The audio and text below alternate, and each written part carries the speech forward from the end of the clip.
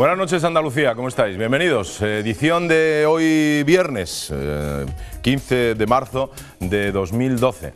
Fin de semana, pues movidito, por la campaña electoral que desembocará el próximo 25 de marzo, ese día, en elecciones. Fijaos, me paraba ayer por la calle una andaluza y me decía: oye, Agustín, pero vamos a ver, ¿por qué los recortes, etcétera, etcétera? Y los políticos tienen pagas que son vitalicias. Bueno, me acaban de decir que es un día más, el 16, ¿no? Sí, perfecto, bueno, yo he dicho 15. 16 de marzo, ¿no? Estamos hoy. Y me decía: ¿por qué los políticos tienen pagas vitalicias, Agustín? Y yo y mi marido que está en el paro, y yo que la paga me dan 400 euros. Y encima tropiezo con un mail hoy de Rafael Notario que nos dice: estas condecoraciones se las inventó el PSOE y el PP debe quitarlas.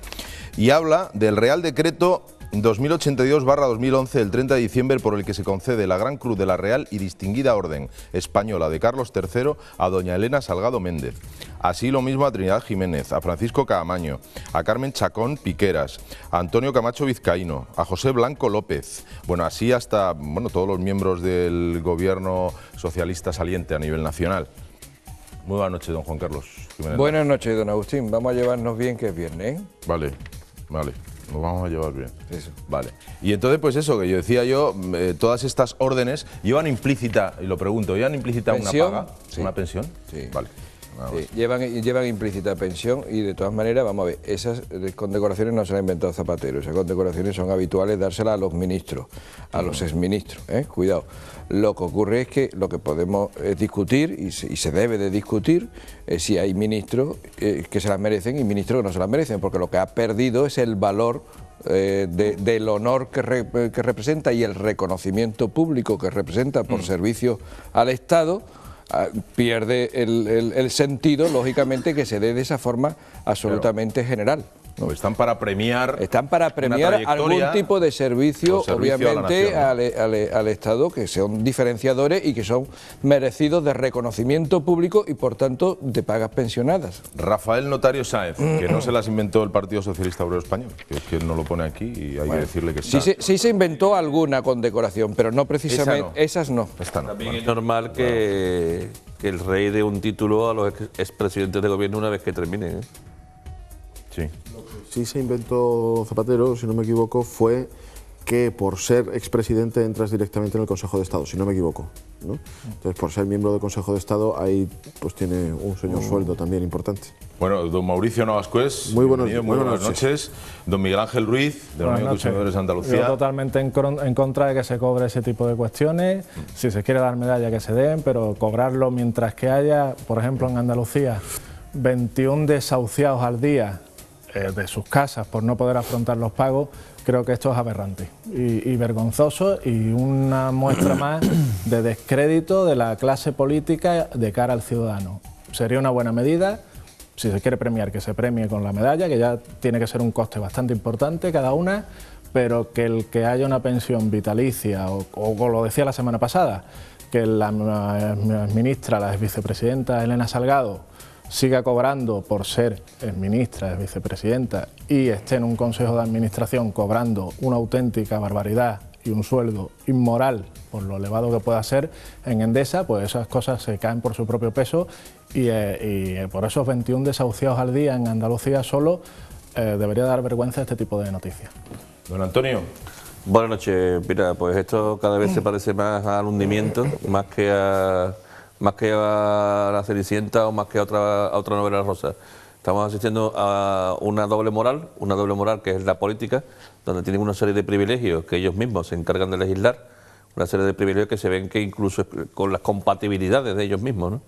Y una situación de crisis que estamos abocados gracias a la irresponsable gestión del gobierno anterior, que ni la vio, ni la quiso ver, ni quiso tomar medidas. Y una vez que se toman medidas, ellos mismos salen a la calle lanzando a los sindicatos como brazos de madera para que, justificando unos recortes que en algunos de los casos son imprescindibles.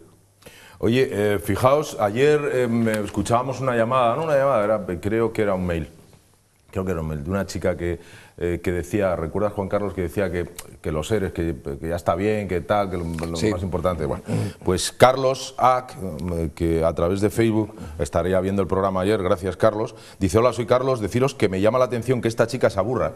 A mí el programa de hoy me parece interesante y estoy esperando que hables de Odie Información. Odiel. El grupo te faltaría la LSI ahí. Odiel Press, vale. Ahora el periódico de Huelva y de Press Partner España, editora del periódico de Huelva y de los chanchullos y del ERE de Odiel, en el que despidieron a 12 trabajadores.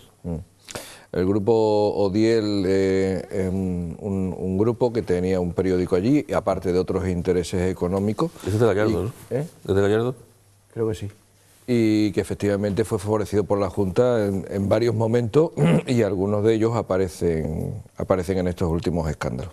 Gallardo, sí, es el que yo recuerdo. Gallardo es uno de los íntimos amigos del antiguo expresidente de Extremadura, que quiere abrir un oleoducto, sí. quiere abrirle las tripas a Andalucía desde Huelva hasta Extremadura.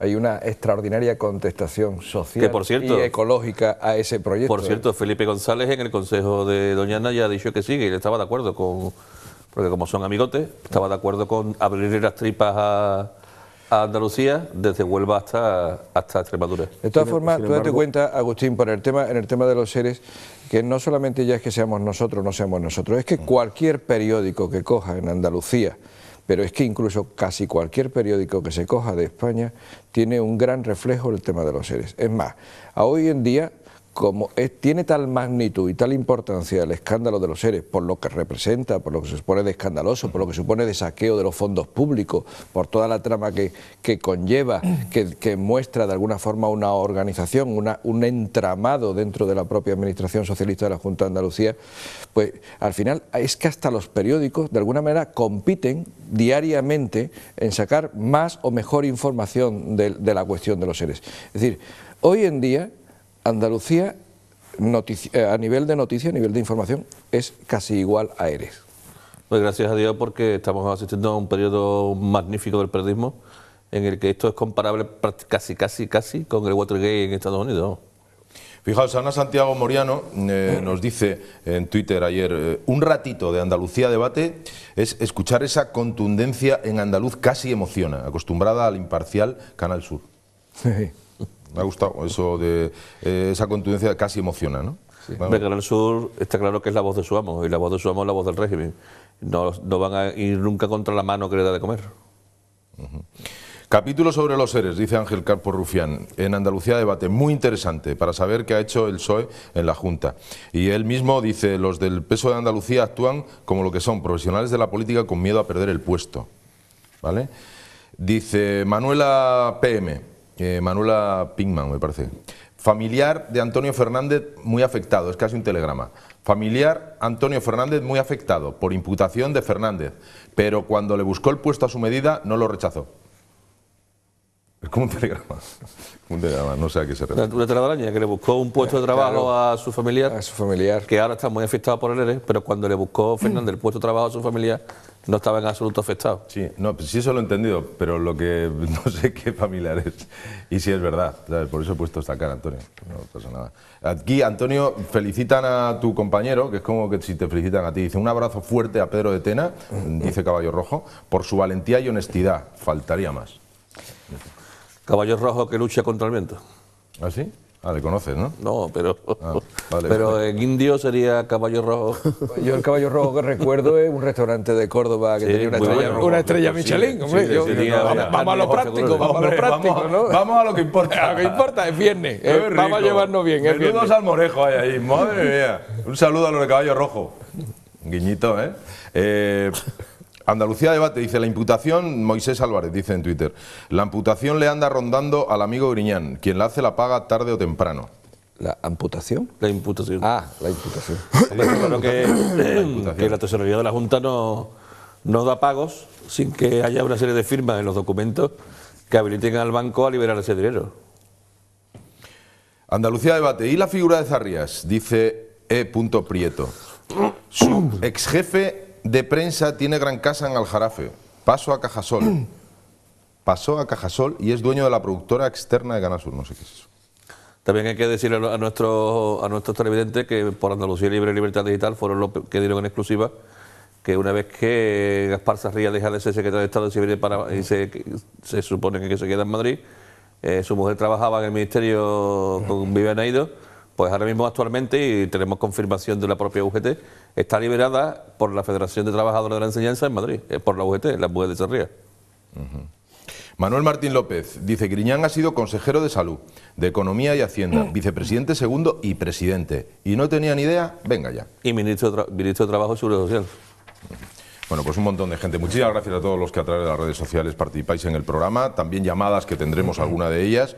Y hoy vamos a hacer un repasito de lo que ha sido esta semana. Vamos a hablar del caso de los ERES. Tenemos el capítulo 8 sobre el caso de los ERES. Hoy está centrado en el caso de Bahía Competitiva. De este caso nos puede contar y hablar mucho y bueno Antonio Barreda, y así lo va a hacer. Será en la segunda parte del programa. Vamos a repasar también lo que dimos en llamar, le han dado a llamar los medios de comunicación, el meeting de la delegada de la Junta en un instituto en horario lectivo. Ayer lo veíamos, lo vamos a volver a ver, vamos a escuchar esa grabación, esos cortes de audio en lo que ella decía cosas que al menos llamaban la atención, ¿verdad, Juan Carlos? Mucho. Hombre, que sí llamaban la atención, porque claramente lo que estaba haciendo además era un mensaje, llamándolo eufemísticamente, bastante manipulador. Nada subliminal. Nada subliminal.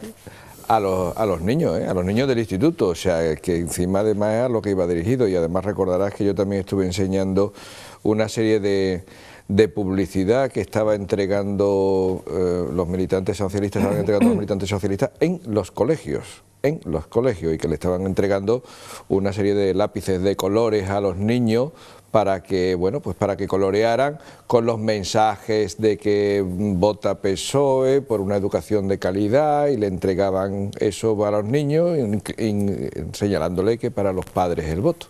Claro. O sea, yo lo que no entiendo de todo esto es a quién se le ha ocurrido la extraordinaria idea de lanzar al partido a la captación de los niños. Porque es el problema, es decir, yo no creo que hayan que meter a los niños en esta cuestión. Entonces, me llama extraordinariamente la atención cuando en otras ocasiones lo hemos visto dándose golpes de pecho a lo mejor por algunos anuncios de publicidad sexistas en temas de campañas de Navidad o cosas por el estilo, y ahora resulta que cuando les interesa el voto, se meten hasta dentro de los colegios, mienten, que después lo podremos ver, porque la delegada de esta educación mentía con lo que decía, mentía, y además se dirigen expresamente a los niños. No creo que haya que meter a los niños en estas cuestiones. Ayer Pedro de Tena lo llamó abuso intelectual. Sí. Infantil. Abuso intelectual de menores. De menores, efectivamente, eso fue. Exactamente. Franci nos dice: buenas noches, me gusta oír la verdad y vuestro programa predica con ella. Enhorabuena por el programa, muchísimas gracias. Tenemos un montón de mensajes y de llamadas, nos las están preparando, las vamos a escuchar de inmediato. También nuestra amiga de Lourdes Ojeda dice: por favor amigos, hablad claro, lo que ha pasado en Andalucía ha sido un robo a mano armada y casualmente ha sido el PSOE el que lo ha hecho. No dudo de que haya socialistas honrados. Esto venía a unas palabras que ayer tuvo Pedro de Tena diciendo, bueno, que todos los socialistas no son como aparentan algunos, ¿no? Dice, habrá socialistas honrados, pero parece que este partido, la mayoría de sus afiliados lo llevan en su ADN, porque no solo han robado en Andalucía, sino en casi todos los lugares donde han gobernado. Esto nos debería llevar a pensar en qué clase de personas se afilian a este partido. Un abrazo. Antonio. Bueno, la historia es que hay socialistas efectivamente que son honrados. Yo he conocido muchísimos socialistas y altos cargos de la Junta, incluso cargos intermedios, que son personas absolutamente honrados, que yo puedo poner la mano en el fuego por todos ellos, y que contrapesa, sin embargo, con estos casos de esta serie de señores que han sometido a un saqueo a los presupuestos públicos, que lo han negado, como Zapatero negaba la crisis, y nos estamos dando cuenta que gracias al sumario de la juez Alaya, cada día aparecen más hechos y cada día aparecen nuevos imputados, y ya incluso el director general está en la cárcel. No, efectivamente, coincido, ¿no? Hay muchos socialistas honrados. El problema es cuando uno llega a los medios de comunicación y ve a este programa, por eso os agradecen tanto esa claridad, esa transparencia informativa, y ven este tipo de cuestiones de los ERES, ¿no? Cuando llega un exdirector general y con total impunidad larga y dice que es que todo el gobierno estaba al tanto de lo que ha sucedido, ¿no? Pues este tipo de cuestiones es lo que hace que la gente pues un poco se indigne con un partido político. Es cierto que no todos son iguales, pero es comprensible, ¿no? Cuando además ha habido esa actitud un poco de intentar silenciar el asunto, de minimizar las consecuencias políticas que puede tener este asunto. Y yo creo que precisamente esa cuestión de minimizar las consecuencias políticas ha ido en detrimento del PSOE, porque el tema le ha saltado precisamente en campaña electoral en Andalucía. Y antes que se hablaba de Antonio Fernández, pues a ver qué pasa el lunes con el interrogatorio que le va a someter la jueza Alaya, ¿no? Que va a ser interesante y sobre todo yo creo que va a dejar claro algunos aspectos que todavía no han salido y que están por aclarar en todo este asunto de los ERE. Y se habla de ERES, pues yo os escuchaba en el programa, os veía desde casa, se habla de ERES porque es que cada día sale una noticia nueva, es que cada día nos sorprenden, es que cada día hay cuestiones que llaman la atención y sobre todo porque estamos hablando el principal escándalo de Andalucía y con 900 y pico de millones de euros que se han volado. El Titanic de los escándalos. Hay una cosa muy importante que me gusta siempre reiterar, que es que este dinero solamente fue a empresas y empresarios que eran amigotes del PSOE, que el mismo Guerrero así lo reconoce, que dice que los otros empresarios ni siquiera sabían que existía este fondo, pero que es importante que los andaluces sepan que 1.200.000 andaluces, los que están en la lista del paro de hoy, ninguno de esos tuvo la oportunidad de estar en un ERE, de prejubilarse y de cobrar una pensión.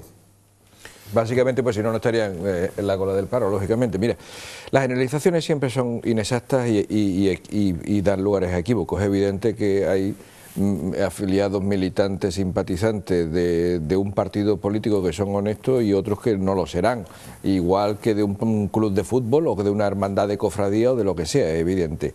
El problema, y es lo que quizás se señala, es que sí se aprecia una cierta constante en la política del Partido Socialista Obrero Español, en la política, quiero decir, y no estoy ahora diciendo la generalidad de las personas, ni muchísimo menos, en la que siempre se ve, al menos en los últimos tiempos de la historia de la democracia en España, envuelto en este tipo de polémicas. Y recordaremos en los tiempos de Felipe González cómo también nos encontramos con casos de este tipo de corrupción. Básicamente porque hay una confusión entre lo que es el patrimonio de todos, con el patrimonio de su organización, de su gestión administrativa, de lo público. Y entonces esa confusión es lo que conlleva al final esta mala administración, esta corrupción y por tanto este saqueo de los fondos públicos. Porque al final se utilizan de mala manera y no se utilizan precisamente, digamos que de una forma genérica para el bien de todos los ciudadanos, sino solo parcialmente. Para el partido sí lo utiliza de puta madre, porque claro, hay una paz social en Andalucía que impide que haya pancartas de UGT y de comisiones en la calle protestando en la puerta de San Telmo contra Chávez o contra Griñán. Yo no creo que, como decía el espectador, decía que el ADN el de la corrupción está, el PSOE tiene en su ADN en la corrupción. Yo no creo que eso sea así. Evidentemente, pues conocemos todos los socialistas que miembros del bloque. Yo también conozco a personas de la Junta de Andalucía, a cargos, que yo también pondría la mano en el fuego por ellos, pero a mí lo que me da rabia es que se vayan asimilando a la simplificación de las ideas. PSOE corrupción y PP derechas y tal, y que los recortes y tal. Yo creo que el problema está en la simplificación de los temas, ¿no? Y además cada vez que se habla de corrupción, de una corrupción me fastidia que se citen otros casos, porque la corrupción es la corrupción, no es por partidos. La corrupción es un problema de España, que no es un problema del Partido Socialista, y en el caso de Andalucía es un problema de los andaluces, no del PSOE. Es un problema que tenemos los andaluces. ¿Por qué? Pues porque nuestro sistema se ha fagocitado a la administración y la maneja a su antojo. Podemos, cada vez que sale el caso de los seres, pues es que el Gürtel, bueno, pues podemos estar así, jugando al ping-pong siempre.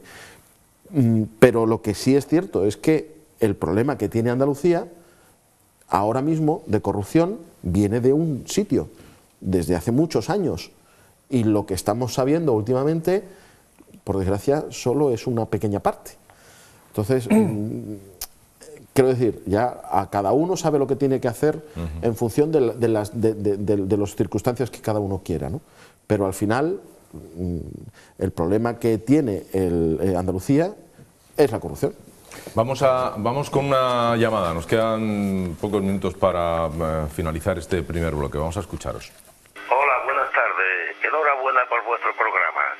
Mira, a tenor de lo que lleváis entre manos, os lo dice un extremeño, me llamo Julio, afincado en Sevilla. En la Junta de Andalucía no está habiendo corrupción, está habiendo saqueo. Pero no obra de uno, ni de dos, ni de tres. Estos están todos conchavados. Y conchavado viene de Chávez, ni más ni menos. Ahí todos conchavados, como en Castilla-La Mancha estuvieron bonificados mucho tiempo. Venga, ánimo y a seguir adelante. Juego de palabras de conchavado con Chávez, y no queda duda de que es un ingenioso juego de palabras. Al margen de eso, venga de Chávez o incluso venga de Rodríguez de la Borbolla o no sé de cuándo viene, pero lo que sí da la apariencia, lo que vamos sabiendo, y coincido plenamente con lo que estaba diciendo antes Mauricio, de que todavía conocemos cuarto y mitad de lo que puede haber ahí metido, es que da la impresión de que es una trama institucionalizada, da la impresión de que es una forma de actuar y por tanto esto ha permanecido en el tiempo desde hace muchos años. Conocemos casos del año 2003, etcétera, o sea que conocemos casos desde hace muchos años, permanece en el tiempo y yo particularmente, más datos que los que están en la prensa no tengo, es cierto, pero sí tengo la impresión particular de que los presidentes anterior Chávez y actual Griñán no podían estar ausentes de esta forma de actuar. Además, cuando tú ves a Guerrero que va cada vez que va a la jueza, es un hombre que va contento, que va alegre, que parece que va porque él cree interiormente que es que lo que ha hecho, lo ha hecho bien. Además, él tiene esa sensación. Además es que incluso cuando entró en prisión decía que el auto le iba a recurrir porque él se sentía inocente. Y fijaros la barbaridad, ¿no? Cuando ha sido precisamente él el que ha alargado sobre todo, y es esa sensación de que lo que se estaba haciendo está bien, de que el dinero lo tengo a libre disposición mía para darlo a cualquier empresa o a cualquier entidad o ayuntamiento conforme a mi actual criterio y sin ningún control por parte de interventores. Sí, lo que se desprende por su actitud es que él ha cumplido con su obligación. Claro. ¿No? Esa es Claro, la es que ya lectura. No nos asusta. Yo creo que el problema está en eso, ¿no? Que hemos llegado a un punto en que ya no nos asusta. Porque vale que en el sistema uno entra en un sistema y ese sistema pues te modifican los criterios que cada uno debe tener antes de entrar en la administración, ¿no? De limpieza, de manejar las cosas de todos. Pero el problema es que también fuera, y ahora yo lo planteo de la siguiente manera, quien no conoce a alguien que conozca a alguien que ha entrado en tal sitio porque es primo de no sé quién, es que digo simplemente por tema de algún enchufismo en la administración, no digo una empresa privada, pero decir, no, hombre, no, este es que ha puesto a no sé quién porque es amigo de no sé cuánto. Lo tenemos ya asimilado, cuando eso no está bien. Bueno, es que además, ese simple... En España se enchufa de la noche a los tiempos, ¿eh? Bueno, el enchufe en España... Pero lo que quiero decir antes de que inventaran la electricidad, antes de que descubrieran... Claro, pero ya había enchufillos. Pero que eso es una cosa que está asimilada, vale para la empresa privada, yo no lo veo mal. O sea, el jefe pues pondrá a su... Se han llamado recomendaciones. Bueno, vale, pero quiero decirte que cada uno con la empresa privada lo que quiera, cuidado, pero con la pública lo tenemos asimilado. Ahí vamos. Por eso precisamente en la pública, y porque en la pública además los funcionarios ejercen una autoridad, claro, tienen un deber de confidencialidad, tienen una serie de cargas, además de, precisamente por eso son funcionarios. Precisamente por eso, y son un cuerpo especial y un tipo de contratación especial, por eso tienen que pasar por unas oposiciones, por unas baremaciones, por eso se hace todas esas cosas. Por eso lo que ha hecho la Junta de Andalucía con todo este cachondeo de la administración paralela, pues es evidente que lo que pretendía era saltarse todo eso y al final tener a sus gentes para que fueran los que movieran los papeles o no movieran los papeles. Vete tú a saber. Y lo que demuestra todo el caso de los seres que al fin y al cabo una consecuencia o un efecto de lo que se está viendo, que es que había una organización por encima de la organización. Había una organización que se llama la Junta de Andalucía, la Administración de la Junta de Andalucía, y hay otra organización que es la que, con la ayuda de esta administración paralela y con estas personas llámale como quieras, recomendados, enchufados, primos, familiares, me da igual, llámale como tú quieras. Esa administración paralela o estos guerreros que al fin y al cabo cumplían con la misión que se les había encomendado, pues era una supraorganización que en realidad mandaba por encima de la organización pública y reconocida de la administración. Hay una frase letal, una de las frases letales que aparece en las conversaciones grabadas de Invercaria, es cuando esta mujer le dice a este señor que falsifique este documento, que él se niega, y hay una frase que es letal, que ella le dice, entonces tú no me sirves como trabajador. Claro. A un funcionario no le puede decir eso, porque un funcionario inmediatamente se va a jugar de guardia, porque le están presionando para que haga falsedad de un documento público. Claro, porque él estaba allí antes de que llegara esta señora y va a continuar una vez que se vaya. Claro. Es decir, que es inamovible. Nos vamos a publicidad, hacemos la primera pausa y regresamos en nada.